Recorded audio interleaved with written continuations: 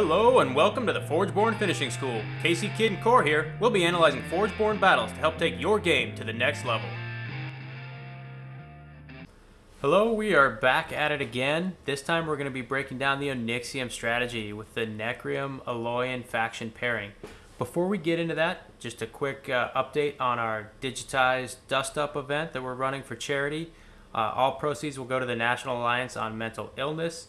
That tournament is going to be firing off 1 week from today, where we're going to hold the auction where all of your favorite content creators are going to be bidding their donations amount, essentially to pick a Betrayer digitized deck that they get to play with, go through the tournament. And then on the 11th of September is when the bidding's going to open for you guys to place those bounties we talked about last week. I'm really excited to see the community involvement in on this part of it and go from there. As you can see on the screen here, these are our digitized Thundersaurs exclusive promo cards for this event that the Forgeborn Finishing School was able to create. Each level has its own unique art, and I do want to throw out a huge shout out to the Patreons that helped fund and create these cards. Any money we get through the Patreons goes into the creation of cards like this and things for the channel to help make this a better experience for everyone, not just not just the patrons, not just us, but the community as a whole. So we will move into the Onyxium strategy pairing here. Greg, if you want to start off with just a general overview, kind of like you did for us with Oratech. Yeah, so the Onyxium, I mean, the biggest one here is going to be scientists. There's you'll be looking, if you want to get a strong pairing with a lot of synergies, it's going to be scientists in there. You're going to have some other sub synergies within the Onyxium pairing, and that's going to be upgrading, the Aloyan with the hand upgrades, and Necryum with the discard upgrades.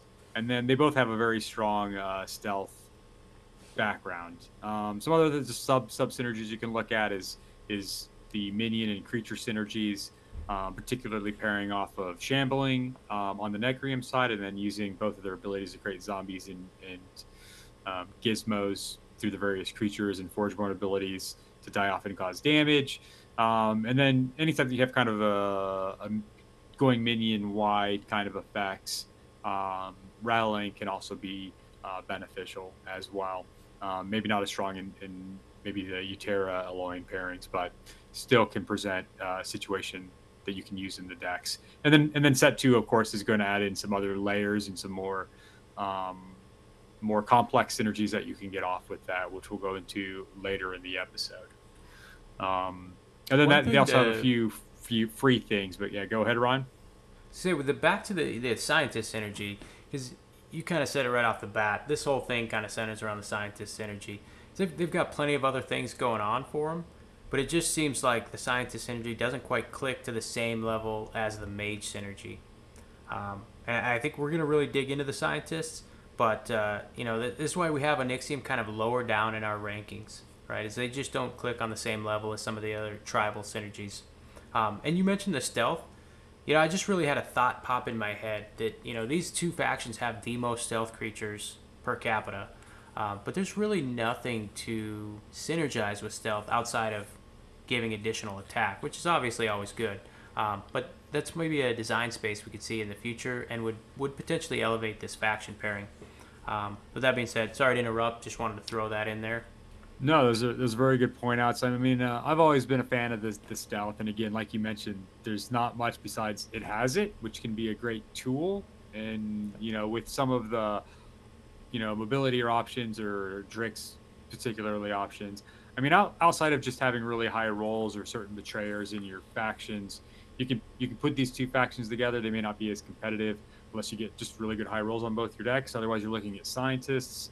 And you kind of mentioned that it's not as well put together synergetically from a game point design, really.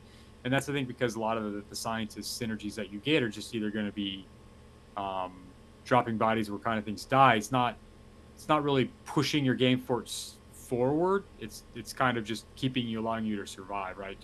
You lose a body, you get a scientist there, and we'll go over some of those creatures as well. There's some things about some of the scientists bringing guys back, but they just happen to be scientists within that role. And the minions, it works.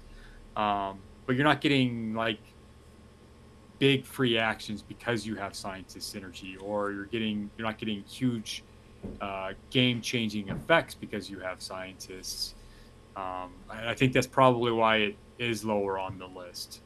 Right, and you mentioned how those scientist payoffs kind of are just, when your creatures die, you get, X minions or whatever. I think part of the design space was probably utilized in that way because these are the two factions in the original set that had the upgrade mechanics.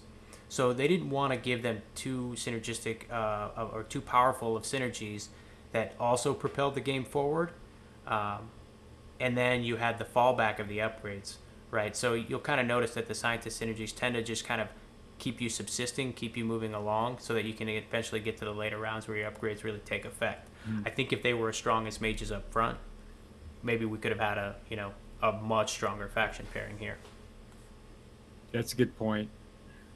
You want to talk about some of the? We can go, or I guess I'll talk about a few of the cards here. I want to talk about some of the set one cards in particularly that we were discussing, like the Stitcher, right? So this one isn't necessarily synergizing with your other scientists. Again, it is a scientist, so you're getting that benefit when it does. It is zombie, so it is pairing with any of your Necreum zombies. But I think the big thing on this one is this is just one of the engine cards within Necreum that happens to be a scientist.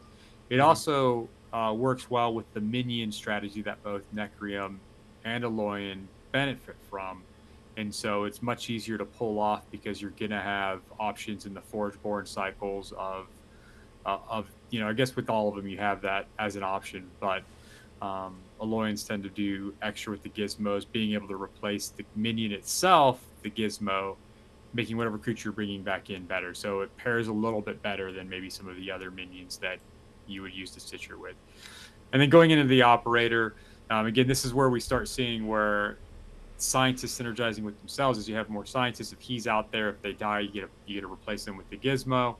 And so again, it's not necessarily like driving your forge state up forward. It's just kind of keeping it there and keeping it an option. Same with the harvester, bringing in the zombies instead of minions. Again, an extra layer of defense, if you will, and then maybe some synergies with the Stitcher, and that if the body dies, you have a minion now available to you. So, and then probably the spell that does most with the scientist synergies itself is Ghastly Renewal, which again is putting zombies on the board, reanimating creatures. So, getting to do that an additional time if you happen to have a scientist. So, again, not like I guess potentially the reanimate at the gold level, but getting extra zombies, but not like huge necessarily swings outside of the level 3. And then probably one of the better scientists that for the go wide with the minions, if you're able to get again Ghastly Renew, putting up those minions into play with the researcher, he's going to get big. So this is going to be your big beat stick.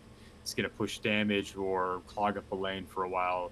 And as people damage him, if you're able to get more minions into play, he's going to continue to get bigger and basically be able to soak up more damage. So Yeah, I and think this Steel Eye Researcher, this is probably the original big payoff, for scientists, and it's interesting because it came via minions, and so it being a scientist, and then you getting all your minions from your other scientists, kind of created this engine of a card building up. Probably the coolest deck I've seen with this thing in it had a Betrayer Feral Instinct, which was very entertaining because one of the Steel Eye Researcher's biggest issues is it can get huge, it can get out of hand if your opponent can't kill it, but it often can't push damage because it can get chump blocked. yeah. And so this person just had a Betrayer Feral Instinct that was giving it breakthrough at any chance they could.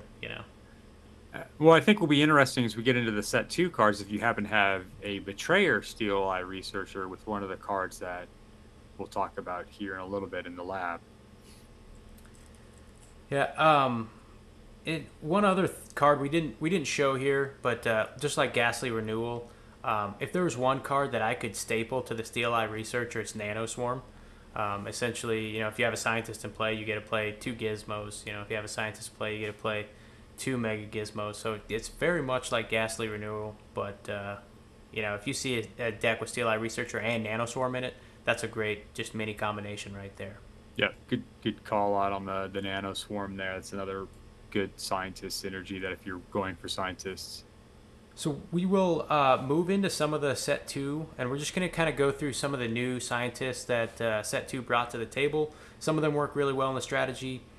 Some, are just decent cards by themselves, and so we'll just kind of go through those really quick before we get into the big Mad Lab. Which, if you've known me or hung around me for a while, I've got a crush on this mini combination. I love seeing it in action. It's very entertaining, and we'll get into that. So Gizmo here is the first interesting one I wanted to talk about. Essentially, it's like a gizmo on a creature that gives you a gizmo. It's very strange. So it's level 1. It's just a 2/2. When this is replaced, the creatures replacing it get +2/+2 like a gizmo, and then you get another gizmo. So it just kind of replicates itself. This card reminds me a lot of Grove Mother, which is a card I'm not a big fan of. I will say Gizmo, I'm not the biggest fan of either. It's often too easy to remove. But once you get past that level 1, if you can upgrade it just one time, it actually gets pretty decent. So you end up with kind of a mega gizmo, a 5/5 that gives you a 5 +5 +5, but you only get a normal gizmo. So it's still kind of held back a little bit. And then the mega gizmo at level 3, 6/6 gives you a mega gizmo. So at no point does this card really go off the rails. It's just kind of generic on curve throughout the whole time. So I wouldn't say it's a bad card, but not one I'd 100% look out for. But it is a scientist and fills that key role. This is another one of those cards that, like, in sealed environment, I really like seeing. And so, when you're playing a Loin and sealed, like, you're not going to have necessarily those tweak decks to just remove creatures when you want to, and so this can actually do some pretty good work in those cases I've seen. Right. That's a great point. We're not against an optimized deck. It could really come in handy. The Bride of Frankenbaum. This one I just had to show off, right? Frankenbaum is a card. If you play against me, it's one of those cards that makes me stop and like rethink and messes up my decision planning. So if you ever want to get in my head, just play Frankenbaum, and I just think, oh man, in 2 cycles from now, in cycle 3, when they play the level 3, what are they going to steal from me? I start already game planning against it. Off that aside, here's the Bride of Frankenbaum. Not quite as getting into your mind, but allows you on a sleigh to play a free spell, which can be a very powerful effect because this is one of the few things that lets you play a card after combat. Right, Feral Instinct is the other key card that does that. So it's just a very rare thing to be able to have power outside of your normal action phase. So after the combat phase, you get a new window to play a card here, which is a very cool mechanic. And being a scientist helps out as well.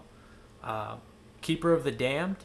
This, in my opinion, is probably one of the most underrated, just standalone good cards to get in Necrium, no matter what faction pairing you're going with, because it almost always can get value, and if it can't get value, it's still a decent stat line. And so there's a scientist to activate, destroy one of your creatures to play a mindless zombie minion in that lane. I can't tell you how many times I've just watched my opponent destroy a zombie minion to play a zombie minion to simply meet any criteria for a card they want to play based off destruction synergy. Greg, I don't know how many times you've done this and then played a Scourge Hydra right behind it and killed off my most important creature on the board. Yeah, I like the Keeper of the Dam. Like you mentioned, he's got a good stat line. I mean, 5/4/1, 8/6, 12/11. He's just doing damage, and the fact that he puts in a zombie brute at cycle 2 is great. It's an activate ability, so anytime you just get a creature, one of your creatures down to like 1 health, you're just like, I'll just swap it out for a brute. Yeah, and it's very on theme for Necrium, which is pretty cool. You've reached the end of your usefulness. I'm going to turn you into a zombie brute. Execution day. You have raised yourself in the system. So, Cold Hard Brute here. We talk about cards that we're happy seeing in sealed and maybe less so in a constructed environment. This is one of those cards for me because it's got a lot of requirements to be even good in constructed, which is kind of strange. But in sealed, like at level 1, for me, this is always a good card. Level 2 is where it kind of gets questionable because it's really hard to hit. And then level 3, it comes back again. And so at level 1, it's just a 3/1 zombie. If you have an Exalt in play, you may play a mindless zombie minion and give your other zombies +1. So we did talk about in the beginning a little bit, these two synergizing the minion factions a little bit. This brings some of that in, beefing up your other zombies. And there's quite a few out there we're not going to talk about. Just wanted to hit this one because it's set too. So when you play it at level 1, essentially it's a 3/1 and you're playing a 4/3 mindless zombie because of that second ability if you have Exalt in play. At level 2 though, this is where the card falls off for me and why I don't ever want to see it in constructed unless I really have a deck capitalizing on it. You have to have 2 Exalts in play to get that zombie brute, which is kind of a difficult thing to hit sometimes. Yeah, I find that it does like getting paired with Runescarred Pit, though. A lot of times when you find it in a deck, it's usually with the Runescarred Pit, which is nice. I mean, there are other ones in there, but that's when it kind of like pops out. Yeah, and when we're talking about cards you don't mind seeing stapled together, that's a great example. Yeah. But here is one scenario as to why I would just say that level 2 kind of turns me off a little bit. So let's say we have it in Runescarred Pit. Cycle 1, we play Runescarred Pit. Then we play Cold Hard Brute. Great value. Cycle 2, now we're asking to see the Runescarred Pit before the Brute again. Yep. Right? Your odds of that occurring twice in a row in cycles 1 and 2 are pretty small in a vast majority of games. So something to keep in mind, you have to have other Exalts you want to play, which we are going to get into here real soon. So the last ones, I really wanted to talk about 3 of the Soulbind cards, and then 1 Exalt in particular. So we're going to start with General Zarath. General Zarath is a really polarizing card, I would say, right now. Some people love it, some people hate it. I think this is always a good card to see, actually. I'm almost never sad to see this unless you ended, in a deck with no other zombies. Well, I mean, that's not possible, so 1 other zombie. But basically, when you play it, it's a 5/4 off level 1. So not bad, not great. At level 2, however, it kind of just turns into a commanding. So it's giving all your other zombie stats, and its stat lines are okay for its level. It's never going to get above okay. But what we're looking at here is this harvesting ground. So your creatures in this lane are also zombies. So whatever you get to put this behind is a zombie, and if you put it behind a creature on the board, it's getting the commanding buff, essentially. And then anytime you play 5 zombies, which if you have the Harvester in play that we talked about before, when your creatures are dying, they're turning into zombies. If you have the Keeper, you're destroying your creatures to play zombies. You're going to flip this thing rather quickly. In the worst case scenario, you have to play 5 creatures in this lane to flip it. This is where it gets really fun. There's Ziggurat of Zarath. Again, your creatures in this lane are zombies, but when one of your creatures in this lane is destroyed, deal 2 damage to the enemy, you gain 2 health.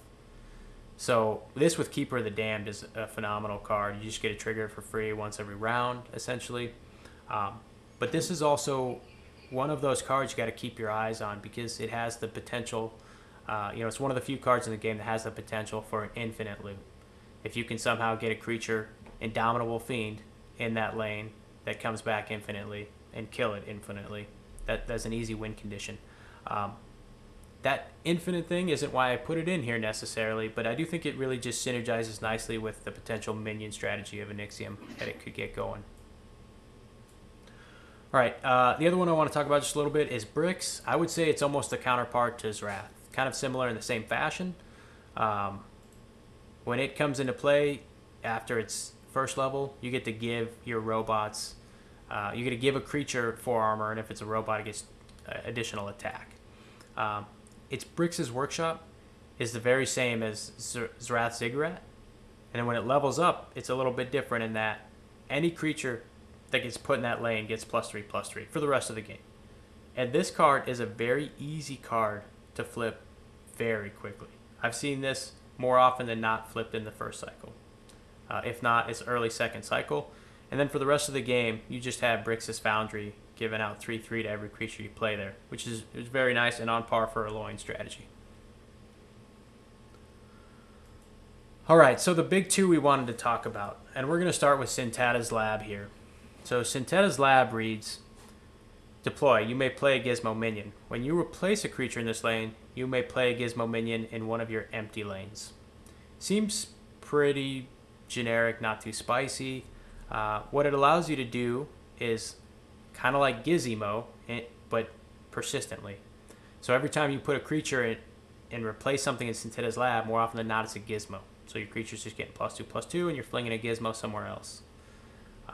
Where things get really powerful is Centetta's lab level 2. At level 2, when you replace a creature in this lane, you got to play 2 Gizmo minions.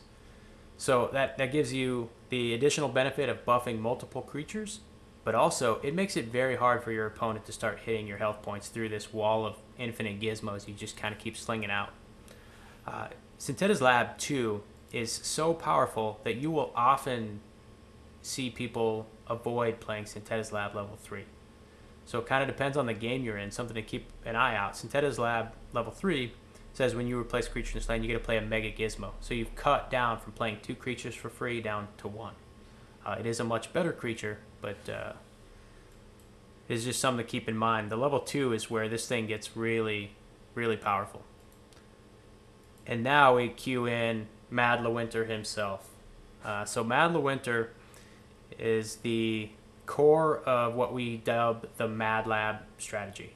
If you were around in the game 3 months ago, this was a huge uproar about the ease with which he can flip his Nexus core. So as soon as you play level 1 Mad Lewinter, you get the Nexus core. This is very similar to the Brix's Foundry and Zrath's Ziggurat in that any creatures in this lane are minions.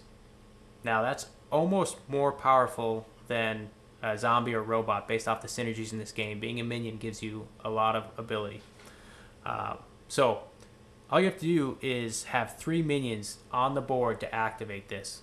So if you're playing this, oftentimes you're going to pair it with hopefully a Steel Rosetta that's got Tinker at level 2 to play 2 gizmos. Or you could do it depending on what faction you're pairing it into. Let's say if you're doing a Onyxium, it would be Nyx to play 2 zombie minions. So all you would need is 1 creature in the core, because it's now a minion.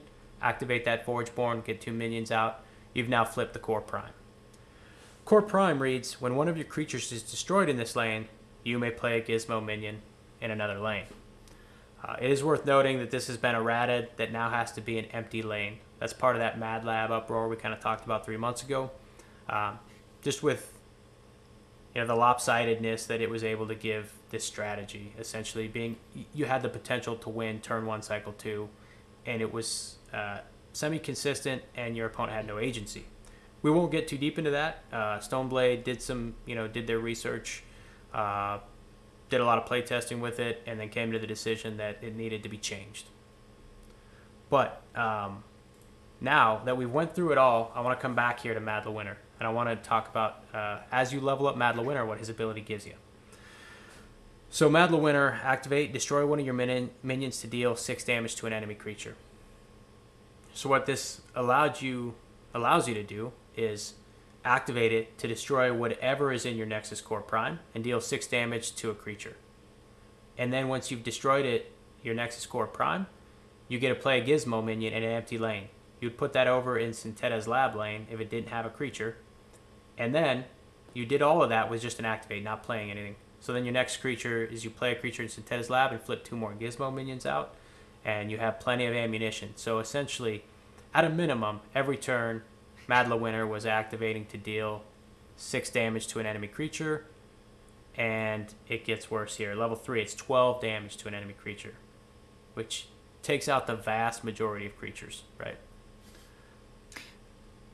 Yeah, one thing I would say is if you're playing against Nexus Core, keep in mind that there are a lot of cards that are minion hate, so you can target whatever's in the Nexus Core if it's not happened to be an actual minion, as if it were one. Yep, that's tormenting. So something to just keep in mind. A lot of times you may just overlook that, but whatever's the Nexus Core is also a minion, so any of your minion hate also applies. That is a great point, especially when it's at level 2. And then at level 3, keep in mind, then it's going to flip that gizmo out. Yeah. So it's just a very powerful little combo. And it's a ton of fun to play, and it's a ton of fun to watch people play. So one thing that I think is just very interesting about it is now that we've broken this down, if you have a Stitcher in your deck, you can end up in some very interesting scenarios where you put the Stitcher in and replace anything in the Syntheta's lab. It flips out the gizmos, and now you have fodder for Stitcher to bring Mad Winter back in. And, you know, if it was a Syntheta's lab level 2, you would bring the Stitcher in, replace something in Syntheta's lab, flip 2 gizmos out, replace one of them with Mad Winter, and then activate him to destroy an enemy creature. It's just a very powerful set of combos. And then all of that goes into as well with the Harvester, the Operator. Constantly, as your scientists are dying, you're regenerating your board. So these types of decks make it very hard for people to push damage through to your health by just flooding the board with creatures. And then the removal of Mad Winter is really unsurpassable, especially if you have Stitcher to make it consistent. Yeah, and then this is again like another scenario where having, pairing it with Necrim for the, having a shambling creature where you're doing all this destruction, additional synergistic benefits that you're getting. So.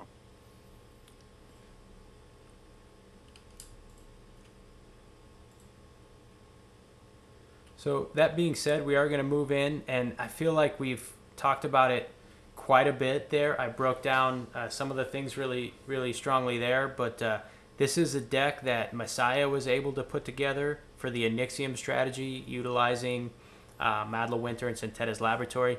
That did a lot of things really well. And so we'll just kind of break it down really quick. Greg, you want to go through a couple of the cards here?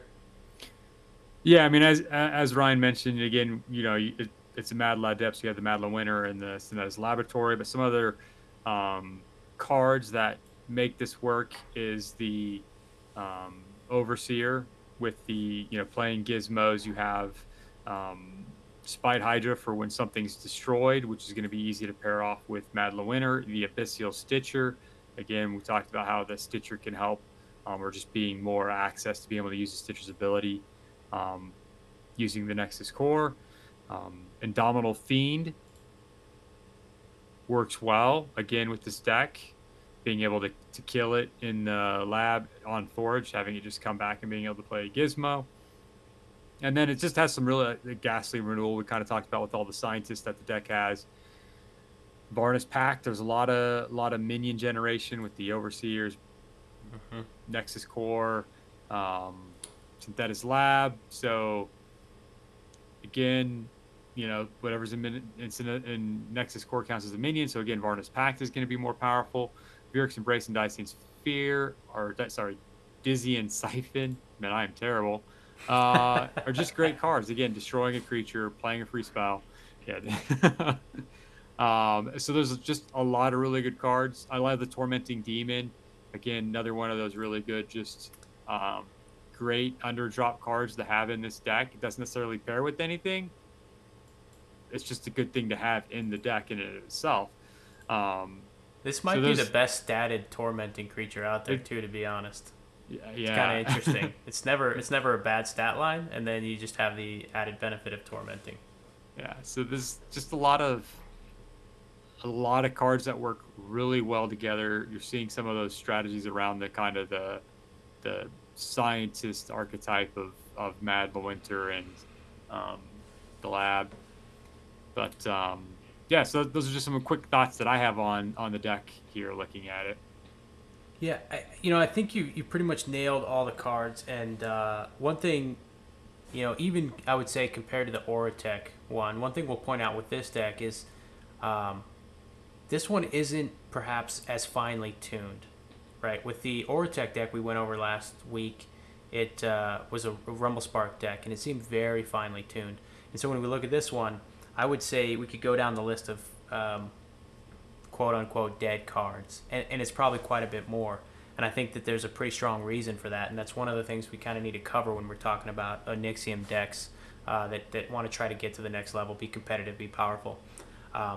So when you're asking for a set 2 deck to roll with Mad Winter and Syntheta's Lab, Soulbind is, the rarest rarity you can get in a deck, and then you're asking it to roll with a specific rare. That makes it a very hard deck to find. And then you're asking it to roll with a bunch of other good cards. That becomes very, very difficult. And so That's just something to keep in mind when you're trying to go after these synergies. That's why this one falls down the ranking quite a bit. Onyxium Strategy is it's just very difficult to get those things all aligned together with the good cards in place.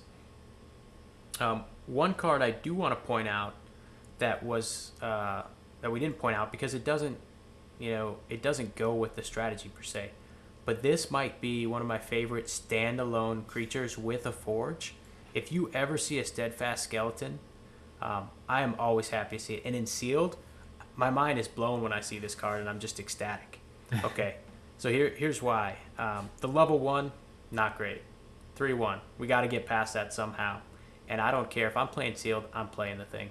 You can't stop me, I'm going to play it. Because steadfast, what it does is it kind of takes your stats off the first level and gives it to the second level. And the skeleton-based creature, what it kind of does, it says, I'm taking all of my stats off of the first and the second level and giving it to the third level. So normally you have a really weak first and second level creature. The second isn't quite as bad in the skeleton, but it's normally not good. To have a really strong level 3. But in this one, you just get a really weak level 1, and then it just kind of gets really strong. Level 2 that's pretty good, 12-9. And then level 3, 21-19. This is just a powerhouse of a creature. It doesn't really go in this deck per se, but this is a card to look out for, especially in sealed. If you see it, keep your eyes on it and be ready to play it.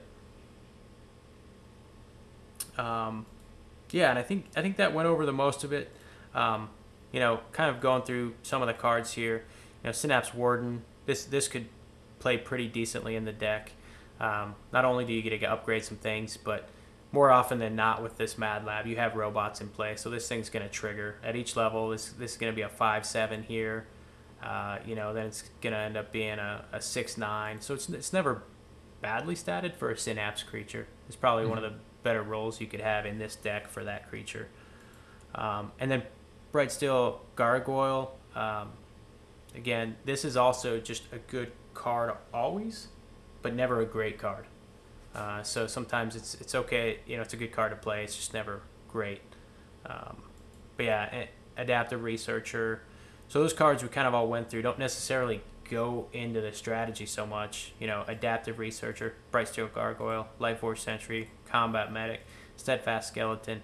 So we're kind of pointing out some of the things where this deck maybe missed its mark.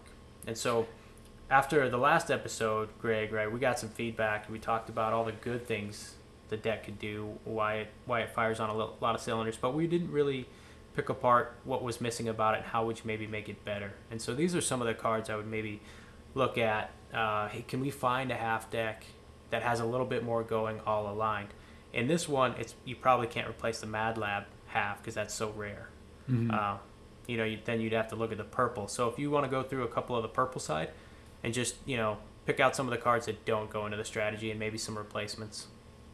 Yeah, and you mentioned the researcher. I mean, it's a scientist, right, for the scientist strategy, but it doesn't really do anything in this deck besides possibly the Ghastly Renewal because it's missing the other scientist cards that go with it. So, and again, as you mentioned, like with the half decks, you already got the Mad Lab. There's not a whole lot of, spectacular cards in that blue half. I mean, you have the Overseer, the Mad, and the Lab, and yes, the Warden is decent. I'm not as high on the Gargoyle, and then Shield Node and Energy Prisoner. So like you mentioned, it's getting those cards and then getting a really good set with it, and then just with the Onyxium in general. I mean, unless you're just high rolling really good decks, you're not really going to have anything necessarily synergistic. I mean, you can get a lot of upgrading and trying to stall out. You can try doing minions and rallying or, betrayer cards in the decks and high rolls to make them good. But outside that, you're really looking at scientists, and that's probably why it's a little bit lower on the list of pairings, is that there's not a lot going for it. And what it does have going, it can do really well. It's just really hard to find, a half deck that just has rolled that high. Yeah, absolutely. And just one last thing I wanted to touch with maybe on this purple half. I believe the reason this purple half was chosen is Ghastly Renewal. Varna's Pact, as Greg mentioned, is just absolutely could be bananas in this deck with the amount of minions it gets out. And then the Stitcher, the Hydra, those are probably the 4 cards. I'm going to guess that Messiah said, okay, this is the one I'm going to use. I think, I think Fiend is in there as well because of the Nexus Core and Mad. Yep. Yeah, you could sacrifice it and it wouldn't die. That's a great point. But I think I would potentially give up some of these. Maybe even a Ghastly Renewal. That's pretty tough. Those are very good cards. But to try to get that Harvester in addition to the Stitcher, and it would be hard to give up some of that. But like I would be willing to give up the Fiend for a Harvester, obviously. Varna's Pact would be tough to give up. I think that's probably the best piece of removal in this deck. But I would just really try to fit the Harvester some way, shape, or form in here. If they found a Harvester Stitcher deck, I think you can give up some of the other pieces a little bit. Yeah, I mean, the Ghastly Renewal is good, but I mean, really, you're looking at the Stitcher possibly bringing it back, or Mad Lewinter, possibly the Steadfast Skeleton. Otherwise, it's utility, right? Like, maybe you need to get the Tormenting, or you need that Indomitable Fiend back. But there's not like besides like Mad Lewinter is probably your big carry that you would be bringing back with the Ghastly Renewal. So I could see your point of like, I would trade that in for something that's going to get more value over time. Right. All right, well, that is our breakdown of the Onyxium Strategy. We would love to hear in the comments below what you think about this deck, what you would like to see in it, or if you've had any instances, playing Onyxium where you had the light bulb go off, or you played in a local tournament and got, a couple of wins. Just let us know what works for you in the past. We'd love to hear about it. And if you send us a deck list, we might throw it up on a future episode and talk about it. I think that's all we have for this episode. Thanks. Yeah. Bye. Thanks for attending this lesson of the Forgeborn Finishing School. If you like this video, please subscribe, comment, or consider donating to our Patreon account. We look forward to our next lesson.